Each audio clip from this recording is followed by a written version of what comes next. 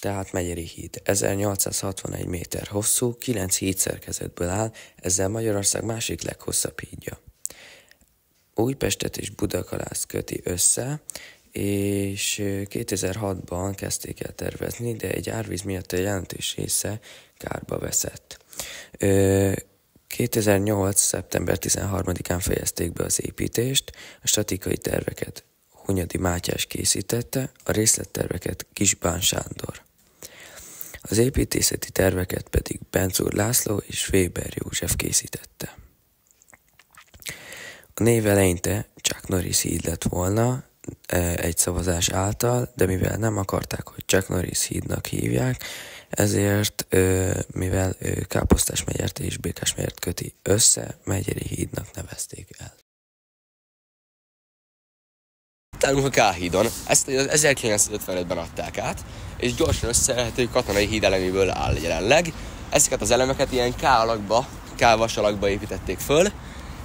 Eredetileg ugye vasúti híd volt, miután az óbudai hajógyárnak kellett egy közvetlen vasúti híd, hogy ott szállítják be az alapanyagokat. Itt még látszódnak a vaselemek a hídból. Igen, de most már ugye gyalogos, főleg a sziget látogatói miatt, és közúti forgalom ugye az itt dolgozóknak és itt dolgozó családjainak. Ugye nem volt felújítva 1955 óta, csak ilyen kisebb szereléseket végeztek rajta, szóval eléggé elavult a szerkezete. Az első az, hogy így a hídaknak milyen a forgalma. Szóval, hogy melyik az a híd, amelyik a legforgalmasabb, és a budapesti hídak közül az Árpád hídnak a legnagyobb a közúti és a közösségi közlekedési forgalma is. Ez talán országos szinten is a legnagyobb kapacitású híd, vagy legnagyobb forgalmat elbocsátó híd. A legkisebb a Szabadság és korábban a Lánchídé, most már a Lánchídat azt már nem sorolhatjuk ide a forgalmi korlátozások miatt, de hát a Szabadsághídnak a legkisebb a forgalmi kapacitása.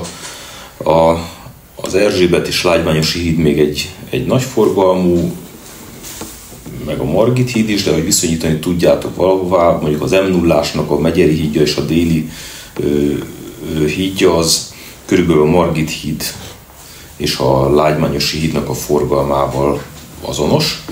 Ha jól emlékszem, akkor ez ilyen 50 000 jármű per nap. Az Árpád hídon ott meg 90-100 000 fölötti jármű van naponta, és emellett még ugye egy jelentős közösségi közlekedés a villamos meg a buszokon is több 10 000-es utasforgalmat bonyolít le. Itt látható mögöttem a gyönyörű szép Árpád híd, ami a 3. és a 13. kerületet köti össze. Nagyon érdekes, hogy bővítését úgy oldották meg, hogy a középső híd mellé 2 másik hidat tettek mellé. Így igazából 3 hídból áll az Árpád híd. Építését 1939-ben kezdték el Kosalka János tervei alapján. A második világháború miatt viszont abba kellett hagyni, ezért ezt a hidat nem bombázták le a visszavonuló német csapatok. 1950. november 7-én fejezték be végül az építését, és akkor adták át. Megépülése után Sztálin hídnak nevezték el, viszont az 56-os forradalom után átnevezték Árpád hídnak. És Magyarország leghosszabb villamosvonala is itt közlekedik, az 1-es villamos. Itt is vagyunk a Margit hídon. A Margit híd második állandó hídja Budapesten. Szent István körutat és a Margit körutat köti össze. Teljes hossza 607 méter. Ernest Gün francia mérnök tervei alapján építették 1872 és 1876 között. Sajnos 1944. novemberében a visszavonuló németek felrobbantották a hidat, de 1947 és 48-ban felépítették újra. 2009-ben halaszthatatlan feladattá vált a híd felújítása, ugyanis már nagyon rossz állapotban volt. Megpróbálták minél jobban visszaállítani a világháború előtti állapotát, ezért legyártottak az eredetihez nagyon hasonló kinézetű kovácsolt vasvezetékeket, lámpákat, és az eredetihez hasonló acélpályalemezeket tettek le vasbeton helyett. A híd ihletet adott Arany János a Hídavatás című ballada megírásakor, ezt a művet később Zichy Mihály meg is illusztrálta, és ott látható a háromszög alakú pillér. A Széchenyi Lánchíd, köznyelven csak simán Lánchíd, itt látható mögöttem, 1839 és 1849 között építették. Ez Magyarország első állóhídja. Az építés gróf Széchenyi István kezdeményezte, aki nem tudott a Dunán átjutni édesapja temetésére, így az ötlete támadt, hogy építsünk ide egy hidat. Miután a híd elkészült, nagy vita volt abból is, hogy a hídvám a nemesekre is vonatkozzon-e, de végül ezt a törvényt megszavazták. A híd majdnem felrobbant még az építési időszakban, amikor az osztrák csapatoknak fel kellett adniuk Pestet, akkor Heinz generális fel akarta robbantatni ezt a hidat. Ezt a feladatot egy ezredesnek kellett volna elvégeznie, de amikor szivarjával meg akarta gyújtani a puskaport, ő felrobbant, de a híd szerencsére megmenekült. A hidat sajnos 1945. januárjában az Erzsébet híddal együtt felrobbantották.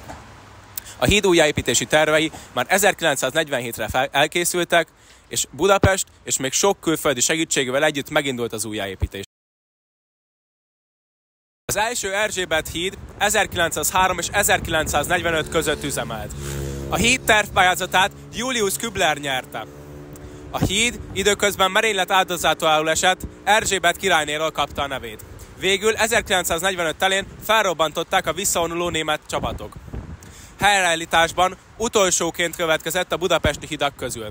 Sokáig tervben volt az is, hogy egy teljesen új hidat építenek, nem rekonstruálják a régit, de végül Szávoly Pál tervei alapján a pilléreket felhasználva újjáépítették. 1961 és 64 között történt az építés. A hídon be kellett tiltani a villamos forgalmat, mivel a dinamikus hatásuk miatt a hídlemezei elkezdtek repedezni. 2009-ben a hídra díszkivágítást tervezett Ishii Motoko no Japan tervezőnő. A japán nép ajándékaként vállalta a világítás költségeinek a felét.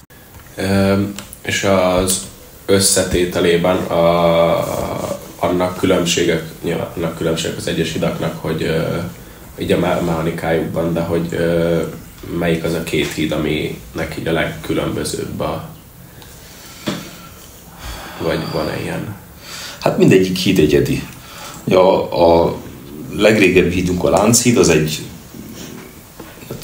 talán az egyetlen, ami Lánchíd még az országban. Ez láncszemekből épült, az akkori kornak egy kiemelkedő műszaki fejlesztése volt. Azóta ez már azért egy elavult szerkezet, ezt kábelekkel oldják már meg ezt a szerkezetet. Ugye az Erzsébet híd az például egy ilyen kábelhíd, ami korábban egyébként az is Lánchíd volt a háború előtt, hogyha utána néztek.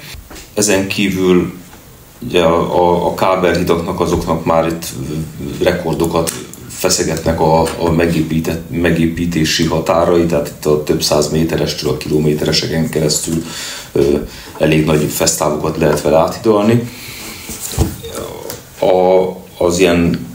A Lágymányos híd az egy szekrénykeresztmetszetű, szekrénytartós híd, az Árpád híd az egy gerendahíd,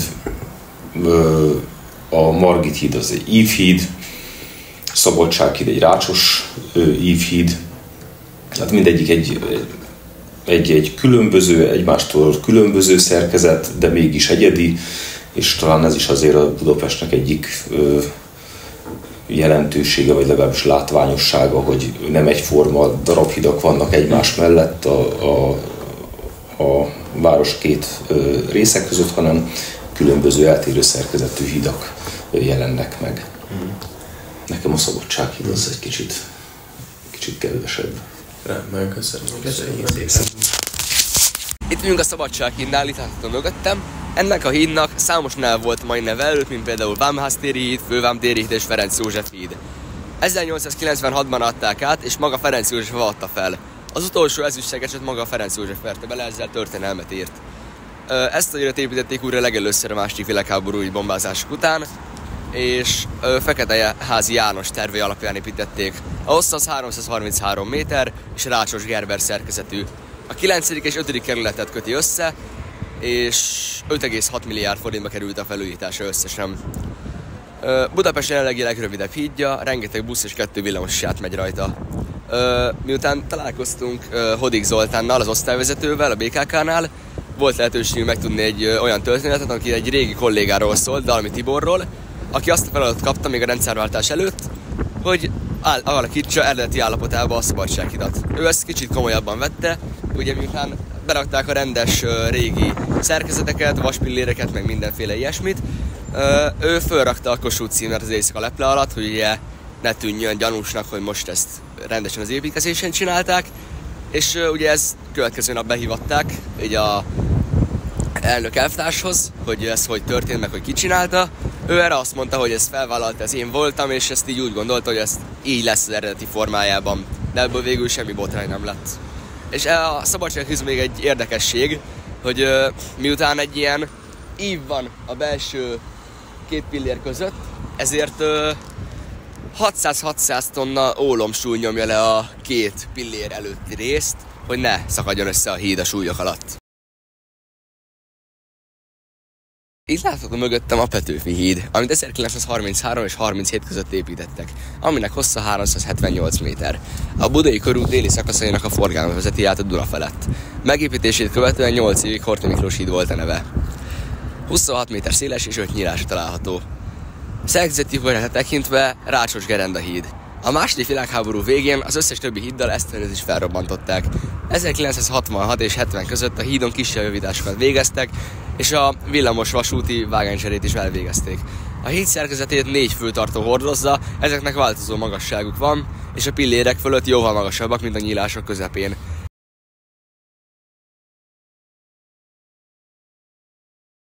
És végül, de nem utolsó sorban, itt vagyunk az utolsó állomásunknál. A Rákóczi hídnál!